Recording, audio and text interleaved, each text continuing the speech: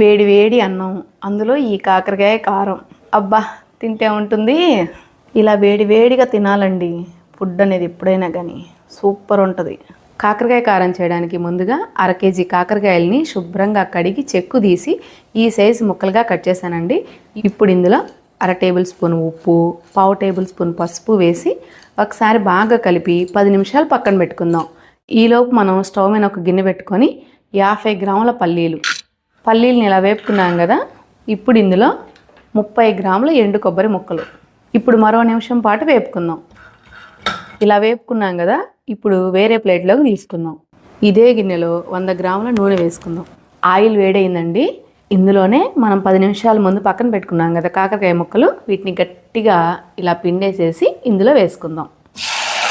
ఇప్పుడు స్టవ్ని హై ఫ్లేమ్లో పెట్టుకొని ఇలా మధ్య మధ్యలో కలుపుకుంటూ వేపుకుందాం. కాకరకాయ ముక్కలు ఎర్రగా వేగాయండి. ఇలా వేగడానికి నాకు 5 నిమిషాలు సమయం పట్టింది. ఇప్పుడు వీటిని తీసేసుకుందాం. ఇప్పుడు ఒక మిక్సీ జార్ తీసుకొని వేయించుకున్న పల్లీలు, కొబ్బరిని వేసుకుందాం. ఇందులోనే 1/2 టేబుల్ స్పూన్ ఉప్పు, 1.5 టేబుల్ స్పూన్ కారం. కాకరకాయ కారం కదండి, కొంచెం స్పైసీగా ఉంటేనే బాగుంటుంది. 6-7 వెల్లుల్లి రెబ్బలు. ఇప్పుడు కొద్దిగా బరగ్గా గ్రైండ్ చేసుకుందాం. ఈ కారప్పొడిలో నేను కొద్దిగా జీలకర్ర కూడా వేసానండి, క్లిప్పింగ్ మిస్ అయింది.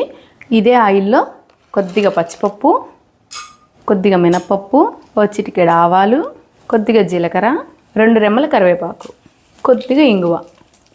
పోపు వేగింది కదా, కాకరకాయ ముక్కల్ని వేసుకుందాం. ఇప్పుడు ఇందులో ఈ పోపుకు తగ్గట్టు కొద్దిగా సాల్ట్ వేసుకుందాం. ఇందులోనే కారపొడిని కూడా వేసుకుందాం. ఇంతేనండి, 20 నిమిషాల్లో కాకరకాయ కారం చేసుకోవచ్చు. మరి ఈ వీడియో నచ్చితే లైక్ చేసి, షేర్ చేసి, సబ్స్క్రైబ్ చేసుకోండి. Thank you.